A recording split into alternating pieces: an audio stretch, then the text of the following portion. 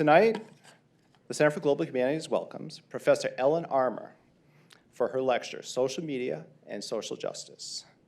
Ellen is professor and E. Rhodes and Leona B. Carpenter Chair of Feminist Theology at Vanderbilt Divinity School, where she directs the Carpenter Program in Religion, Gender, and Sexuality. In addition to Seeing and Believing, Religion, Digital, Visual Culture, and Social Justice, the book upon which tonight's lecture will be based, Ellen is also the author of Signs and Wonders, Theology After Modernity, and Deconstruction, Feminist Theology and the Problem of Difference, Subverting the Race-Gender Divide. She also co-edited Bodily Citations, Judith Butler, and Religion. She has traveled widely to share her scholarship over her distinguished career, and tonight we have the pleasure of learning about her work. Please join me in welcoming Ellen Armour.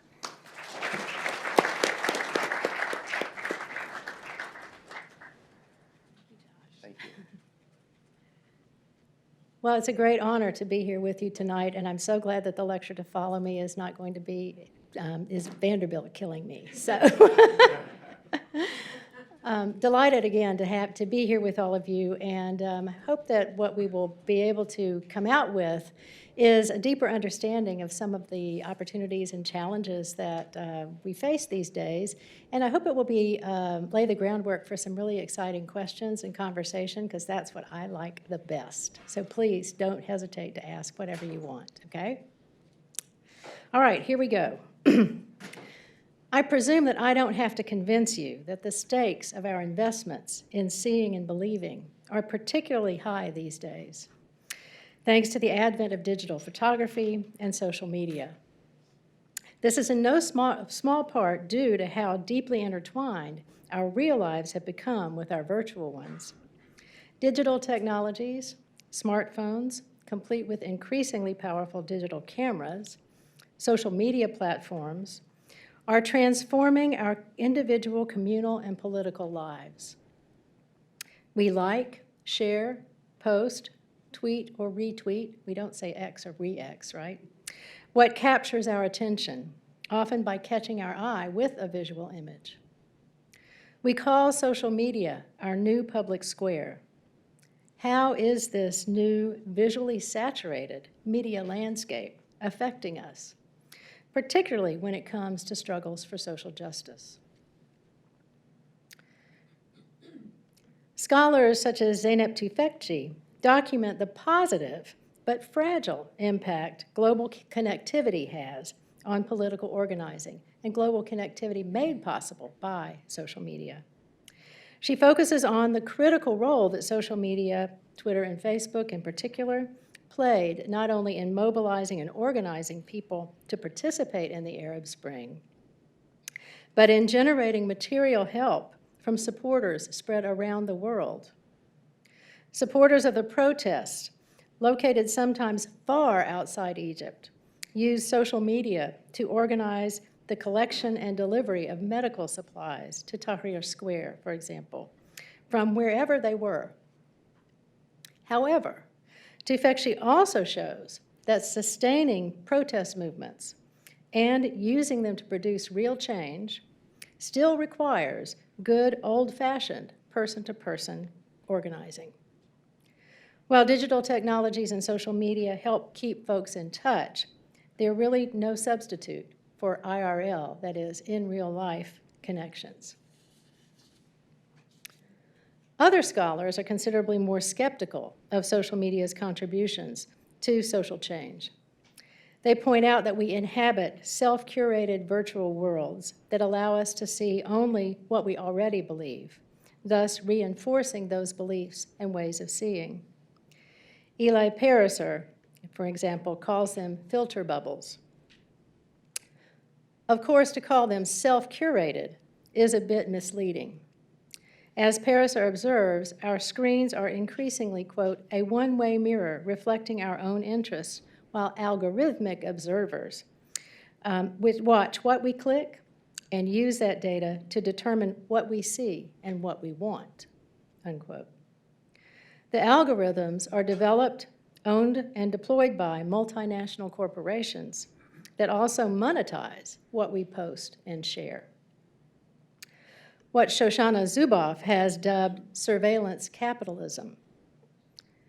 And, as another scholar, Sophia Noble, has shown, those algorithms too often reinforce socially embedded biases. She tells a story, for example, from her own experience.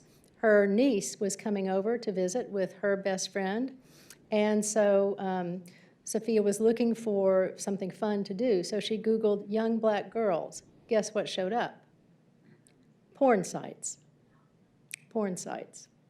That's been fixed now, thank you, Google, but only because a lot of attention was drawn to it. And yet, according to an article in the Journal of Media Ethics, studies that have shown that still photographs we encounter on our new public square, especially about socially and ethically charged issues, can have a positive effect on viewers' moral judgments. But what's intriguing to me is that is not true of videos. Isn't that fascinating? At least according to their research. We can all think of examples where that's not the case. Of course, words also contribute to volatility and to virality, it turns out. Research has also shown that adding a single moral or emotional word to a tweet on a divisive political issue, this study tested gun control, same-sex marriage, and climate change, increased its expected retweet rate by double digits on all three topics, a phenomenon that the researchers dubbed moral contagion. Indian post-colonial theorist Pramod Nayar argues that our globalized, digitized, mediatized world makes possible what he calls global witness citizenship. Global witness citizenship is significantly grounded in what he calls dissident surveillance. Unlike governmental surveillance, whose goal is control, dissident surveillance is a practice of self-surveillance that individual citizens undertake in order to protect civic structures that in turn protect and nurture us as civil citizens. Like Tufekci, Nayar recognizes that today's global virtual networks make possible the recognition, documentation, and response to often grievous harms that human beings suffer. And significantly, visual media lie at the heart of this potential on Nayar's read. Thanks to the global digital networks and social media platforms that they support, eyewitnesses are able to share instantly videos and still photos of local instances of suffering, injustice, violence, and to reach a potentially global audience, an often global audience. Nayar's focus, though, is on the opportunity and obligation that digital networks like this afford to those who see such visual documentation. Such encounters give viewers the opportunity to respond by embracing the role of global witness citizen, a role that, with governments increasingly weakened by neoliberalism and other factors, is particularly critical, Nayar says. Taking up this opportunity requires more than simply looking. To become a global witness citizen, if you will, requires looking deeply into what the visual image opens up and opens onto. To see in the image connections between self and other, between previous instances of violence or violation and this one, between one's own local context and the one to which you have only visual and virtual access. The response from many around the world to the photographs of the body of Alan Kurdi, a toddler and Syrian refugee whose body washed up on a Turkish beach, is a case in point. As several media outlets documented, material support for Syrian refugees exploded exponentially in the weeks and months after these photographs were published. This talk is based on my recently published book, Seeing and Believing, Religion, Digital Visual Culture, and Social Justice. Isn't that a cool cover? I wish I could claim credit for it, but I cannot. And it's a sequel of sorts to my 2016 book, Signs and Wonders, Theology After Modernity. Both books focus on photography's role in the social justice issues that we confront. These issues are the effects I argued in Signs and Wonders, and I reprise this argument briefly in Seeing and Believing, of the outworking of the two forms of power that the philosopher Michel Foucault identifies as distinctively modern: biopower and disciplinary power. Biodisciplinary power for short. Sovereign power is the kind of power you usually think of, I guess, right? Power over. And that is, on Foucault's read, the power to kill, right? The right to kill that a sovereign has. That hasn't gone away. Just think of the death penalty, for example, right? But it has been supplemented, and in some cases actually even supplanted, arguably, by these relatively new forms of power.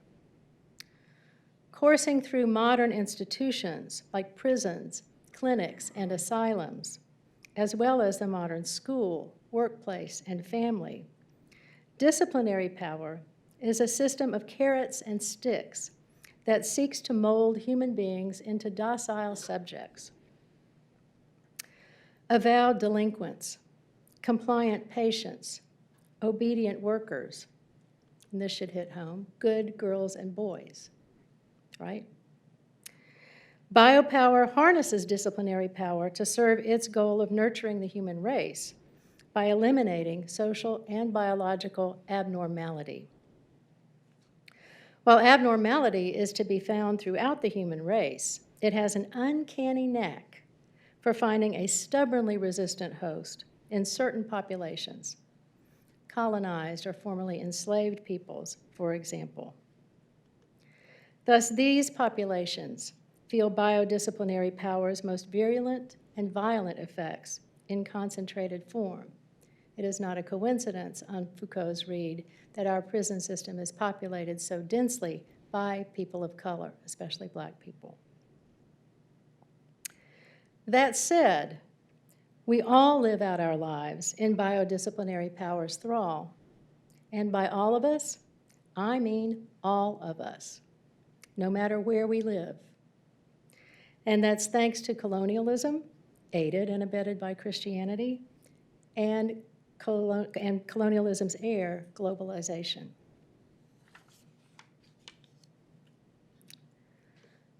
Photography is central to the establishment and circulation of biodisciplinary power, and it, in turn, to photographic practice, including questions about seeing and believing.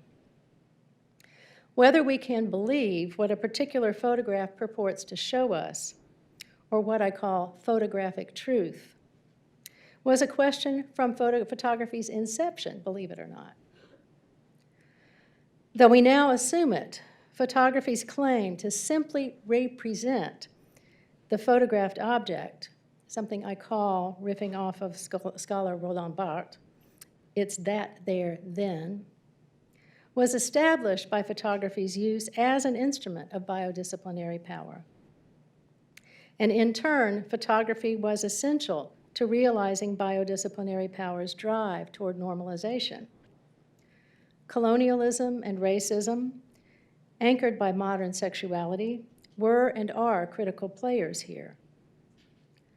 Both casual snapshots, family photographs. This, for example, is a snapshot of my family, taken back in the 1970s. And you see my youngest brother being anything but a docile subject. Can you see the little peace sign he's sticking up, or victory sign, or whatever it is over my head? Okay. So family photographs, souvenir photographs, the photographs you take when you're like in Yosemite National Park, right in front of El Capitan, those kinds of things. And professional photographs. Mugshots are a prime example that I talk about. Circulate biodisciplinary power. Subjecting oneself to the camera, willingly or unwillingly, as its viewed object or viewing subject, entrains us in modes of seeing and being seen that are integral to modernity as a way of knowing, doing, and therefore being. That's basically a summary of signs and wonders for you. But photography's role in the circulation of biodisciplinary power and our ongoing subjection to it involves more than that. And you can see also that it works sometimes, right? This is a photograph of my family. I took it, so I'm not in it. Several years later, 2001 to be specific, at my youngest brother's wedding. You see, he's learned how to behave, right? He's got it now. Okay. So back to what I was saying. Photography's role in the circulation of biodisciplinary power and our ongoing subjection to it involves more than a photograph's that, there, then, or what I've called photographic truth. It also involves what I call photographic affect. That is, what photographs open up and onto, and how they move us emotionally and sometimes to take action.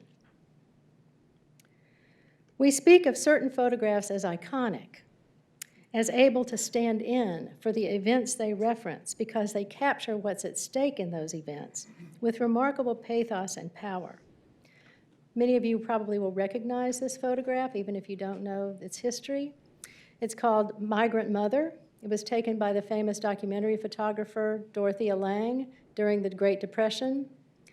And this photograph, she was employed by the WPA, by the way, Works Progress Administration.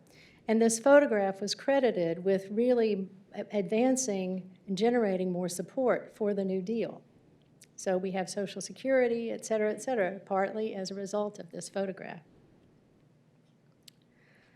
In their aptly titled study, No Caption Needed, Iconic Photographs, Public Culture, and Liberal Democracy, communications scholars Robert Harriman and John Lewis Lukacs argue that iconic photographs are what they call circuits of political affect that arise out of situations of social conflict or crisis.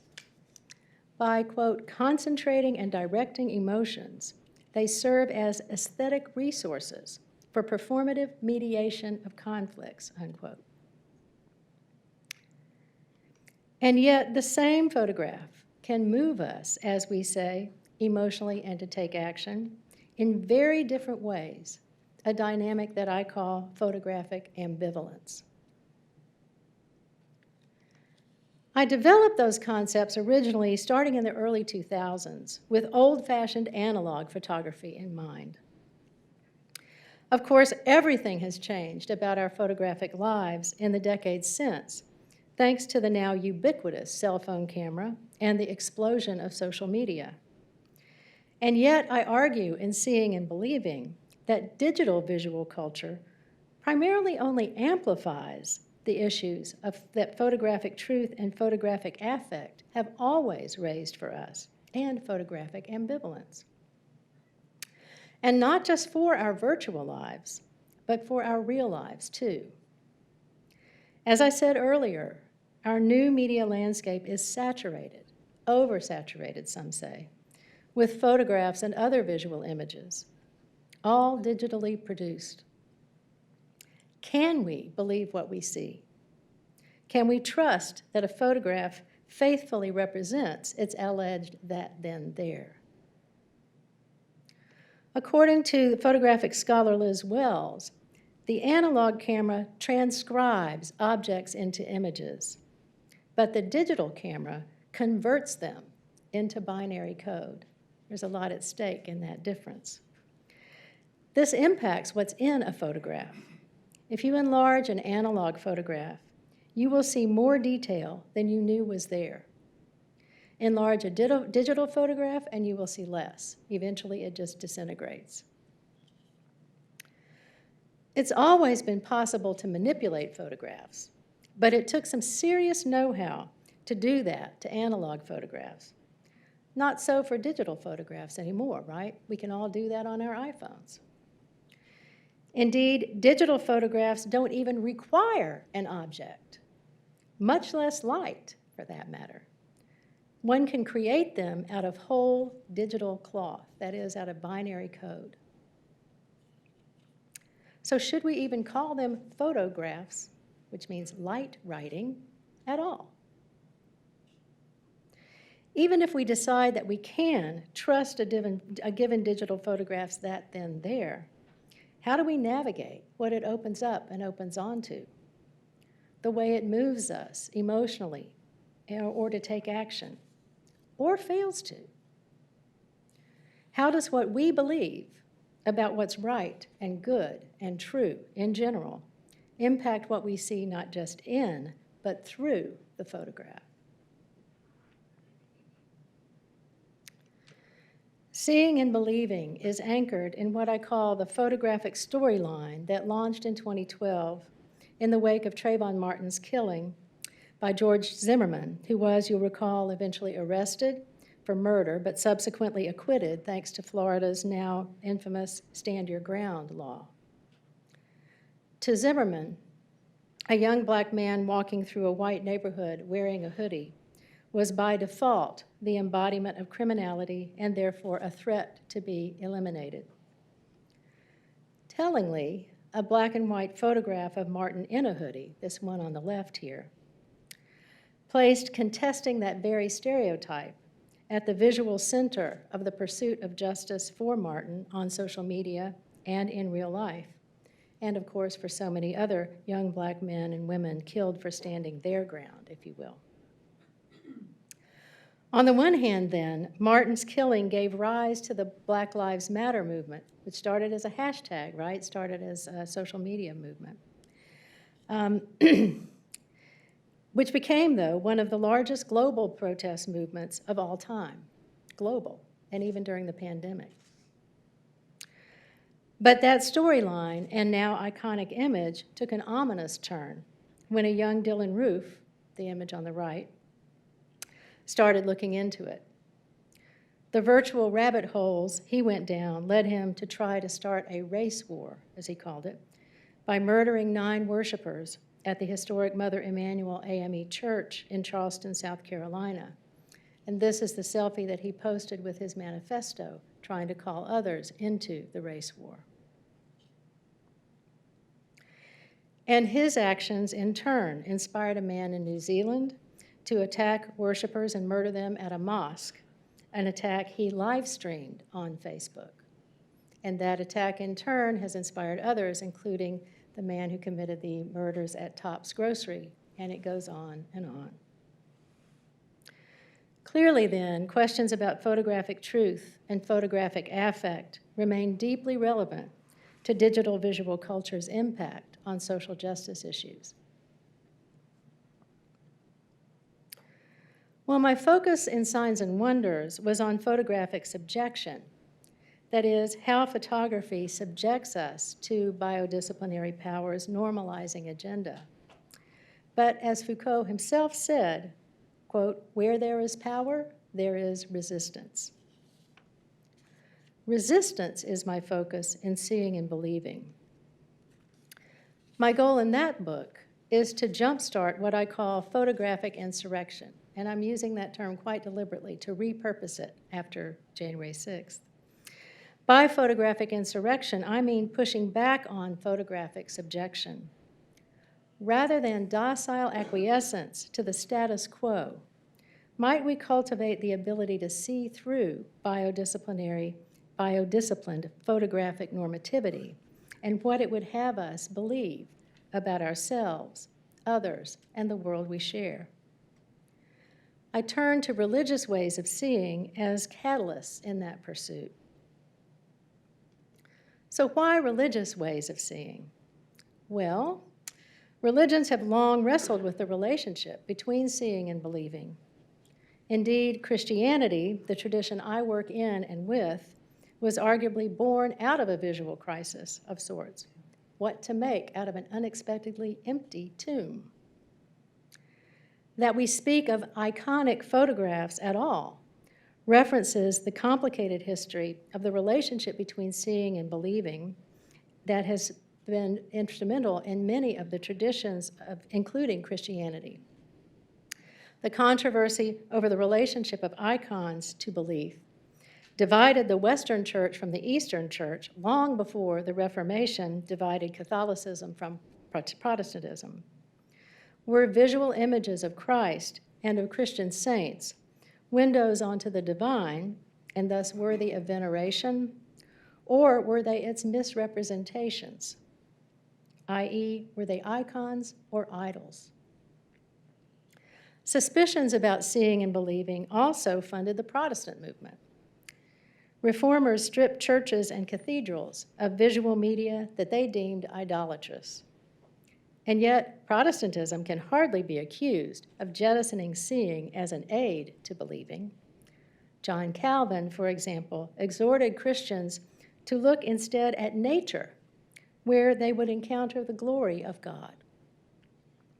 And as the religious historian and visual culture scholar David Morgan has argued, modern Christianity went on to invest significantly in visual resources, thanks to the advent of new media, including then the printing press, movies and television, and now digital media. In the last chapters of Seeing and Believing, I draw on Morgan's recent book, The Embodied Eye, to curate resources to jumpstart photographic insurrection. I find his work particularly helpful for a number of reasons. For one thing, it expands our understanding of seeing and believing. According to Morgan, seeing is much more than simply casting one's eye on a visual object, and believing much more than mere intellectual assent to a proposition, say. Both are deeply embodied, enculturated, interactive, and affective practices. One cannot disaggregate religious seeing and believing from the full human sensorium, from all of our senses, and from the full range of human feeling. Religious seeing takes place in and on what Morgan calls visual fields that are shaped as much by viewers' larger social context, family, nation, social location, all kinds of things, as by their religious affiliation or lack thereof. These visual fields generate multiple and multiform gazes, each of which disposes viewers toward certain postures toward their world and the others who inhabit it with them, Morgan writes, as well as toward the transcendent or the divine. Seeing is, in Morgan's words, quote, both a matter of agency and a medium of power, unquote. And believing is a, quote, visual communion between seer and seen, individuals and communities, one's body and the world. Morgan's work also helps us understand how practices of seeing inform not only what we see, but how we feel about ourselves and others, mortal and divine. Gazes we've been schooled in dispose us to adopt certain attitudes toward what we see. Hence our tendency to see what we believe. Belief here understood as, quote, a disposition to see, hear, feel, or intuit, unquote, in alignment with the order of things that we've accepted, consciously or unconsciously, as proper and real. But religious seeing also pulls us beneath the surface and into what a given image opens up and opens onto. That can include challenges to our worldview and to its arguably inevitable idolatries. Those idolatries may close us off to the sacred or the transcendent, not only in itself, but as it manifests in the immanent and the profane, including in one another and in the natural world that surrounds us. Morgan describes 8 religious gazes drawn primarily from Christian visual culture, but evident in other religious and secular, for that matter, visual cultures as well. Equally importantly, these gazes draw on ways of seeing that he argues come naturally, phenomenologically speaking, to those of you who know philosophy, to human beings regardless of religious affiliation or lack thereof. Morgan intends this particular visual repertoire to be invitational, not exhaustive. And that's necessarily the case, given what these gazes reveal about the nature of religious seeing. Some will be ephemeral, while others endure. All will come and go and shapeshift, even morph into one another, depending on the context. Notably, given my interest here, Morgan has an expansive notion of what can be objects for these gazes. In addition to explicitly religious visual objects, icons, let's say, these gazes are evoked by secular visual objects, objects that invoke, quote, a mythical past, a national destiny, a compelling narrative, a social order, a people, a totemic founder or hero, a place or a ritual enactment, unquote. In other words, the visual objects that inspire religious seeing range from the mundane to the sublime, the ordinary to the extraordinary. But most important, given my interest in photographic subjection and photographic insurrection, all 8 gazes disrupt the hierarchy of seer over seen that normalized seeing tries to reinforce. Disrupts the hierarchy of seer over seen.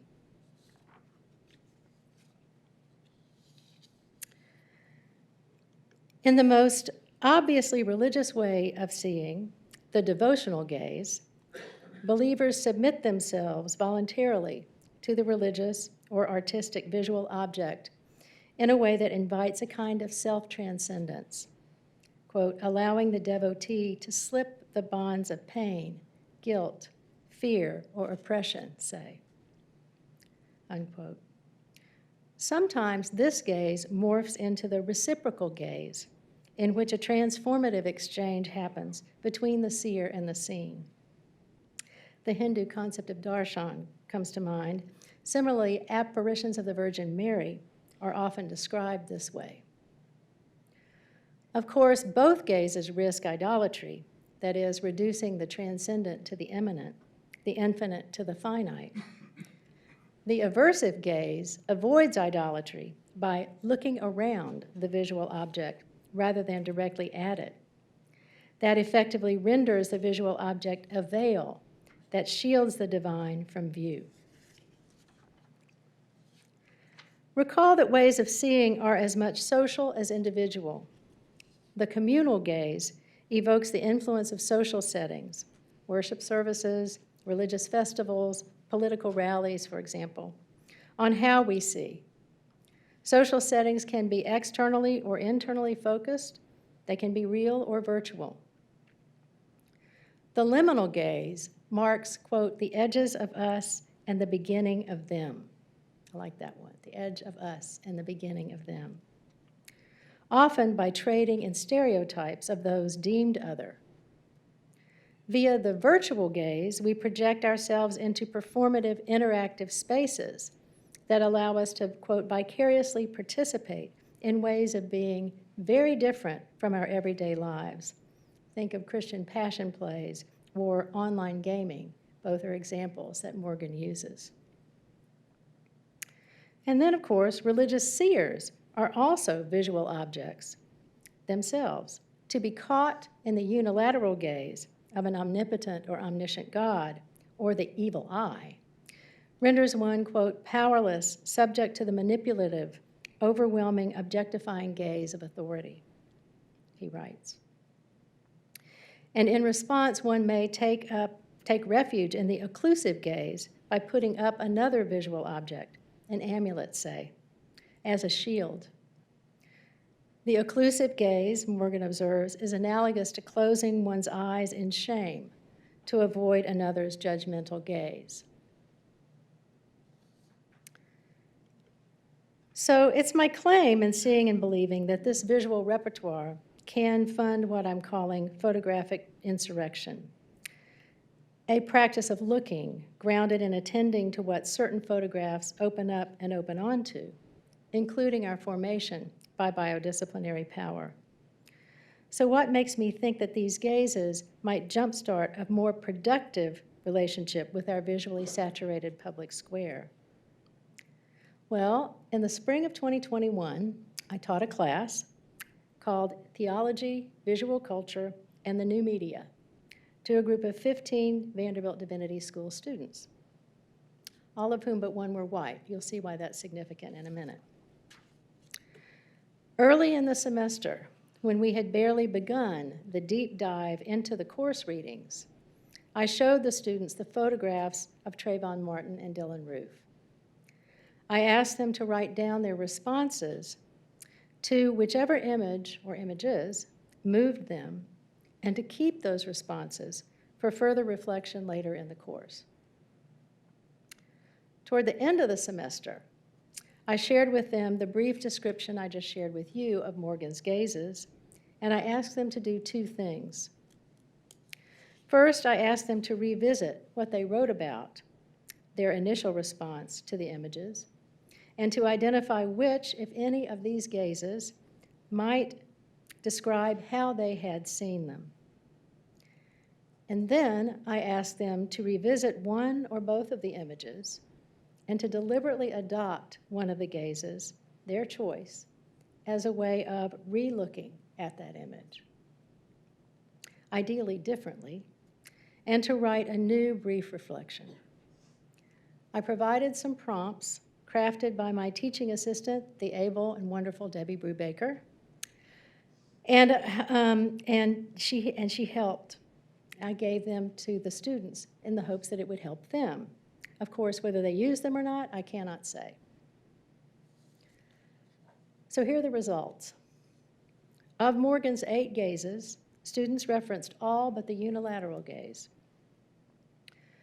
And regardless of the gaze adopted, either intentionally or unintentionally, their responses were visceral and deeply affective.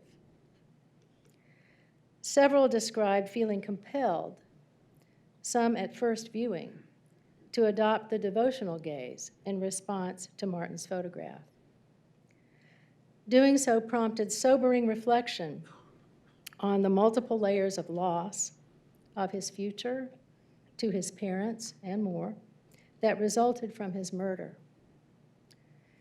In addition, a personal connection to the incident prompted one student to reflect on the fear that Martin's murder provoked for a college friend of hers, a neighbor of Martin's by chance, and of the way that her college community, or their college community, rallied around this friend to provide support.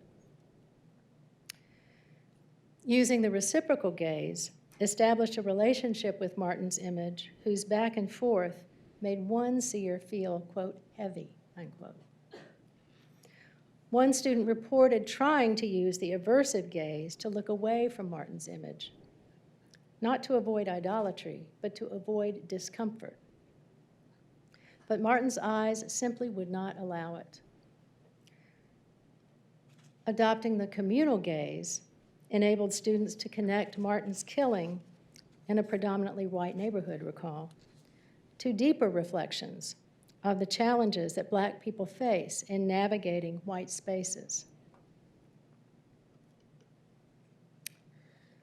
Notably, looking at Dylan Roof's photograph provoked equally visceral responses and deep challenges to the students.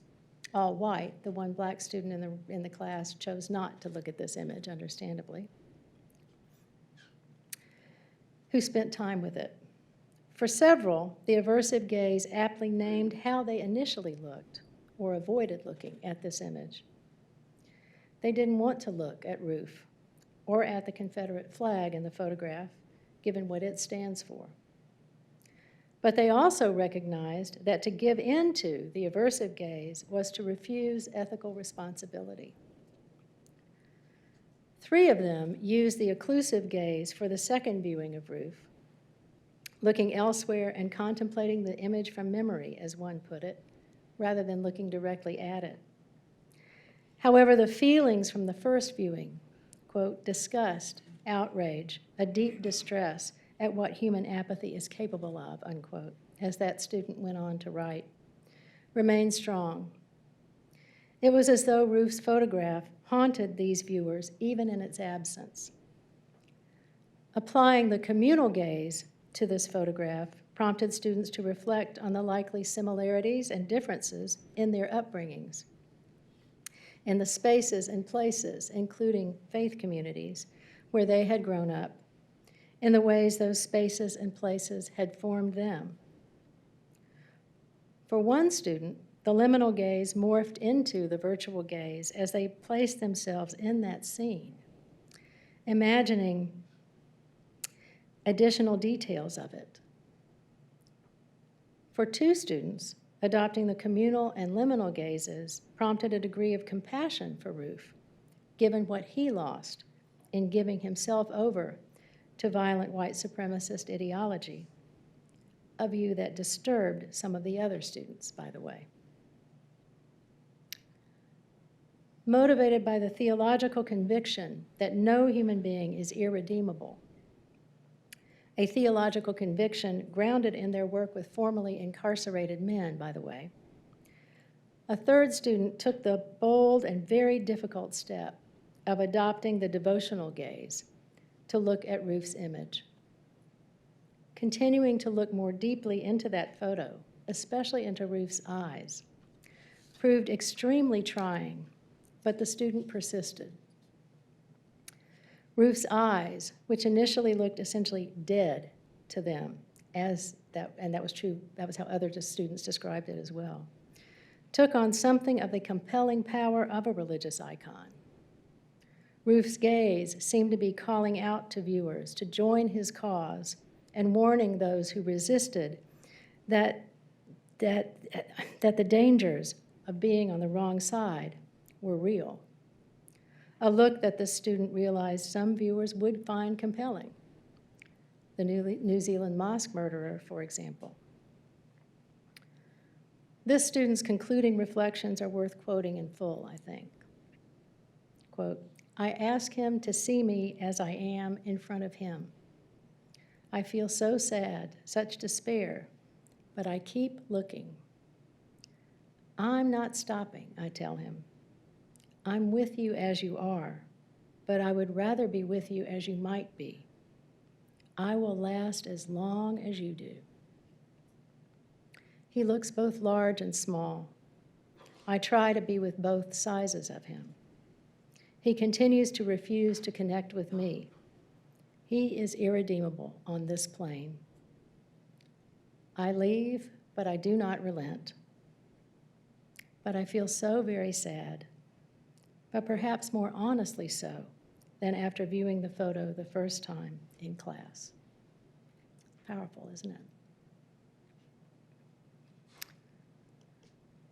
Okay, some thoughts by way of conclusion. Their responses and reflections confirm my hope that this visual repertoire can indeed jumpstart photographic insurrection.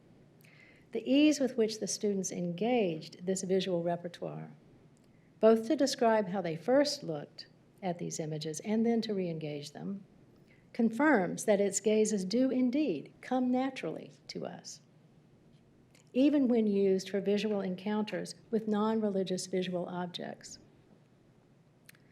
The students' reflections also confirm that using religious gazes can disrupt the hierarchy of seer over seen. And that hierarchy, remember, is so central to normative gazing. In every case, it was clear that the gazes were indeed generative for the students, that they opened up new ways of seeing, new ways of relating to the photographs that didn't occur to them at first glance, even when that first look, typically at Martin's photograph, was a lingering and reflective one. Their responses also confirm that these gazes can prompt seers toward deeper and often difficult reflections on what encountering a certain visual image opens up and opens onto, in themselves and in the larger world. Most importantly, these students weren't just moved emotionally. They were moved to be better and do better, to take action against what they were calling systemic racism, of course, and its effects, or at least so they reported. What actions they will take and what they will amount to remain to be seen, and likely not by me. and the degree to which they would credit this experience of deliberative seeing for those actions as well.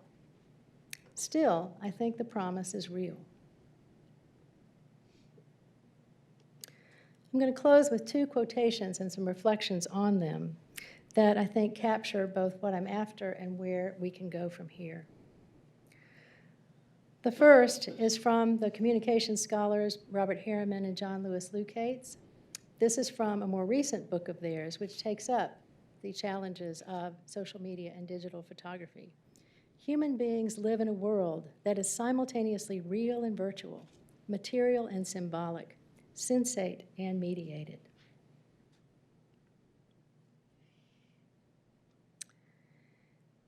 And of course, as we've seen, the scholarship I referenced at the beginning of this talk highlighted the challenge and opportunities that our visually saturated new public square offers us when it comes to social justice issues, precisely because of these dynamics.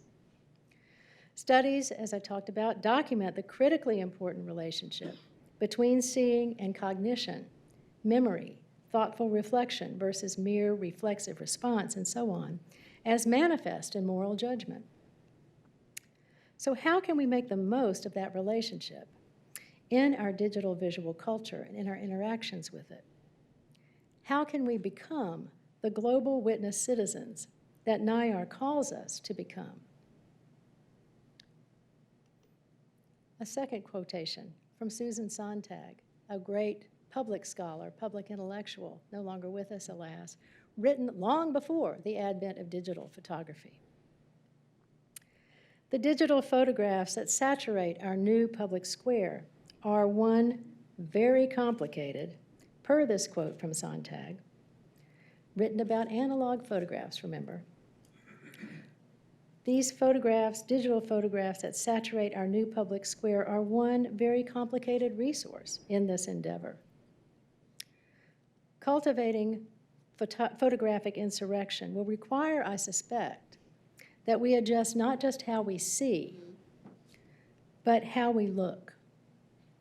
Instead of scrolling through our news feeds, looking for the next high, we will need to slow down and look, really look, at some of the photographs that saturate them, especially those that capture our attention because they evoke social justice issues.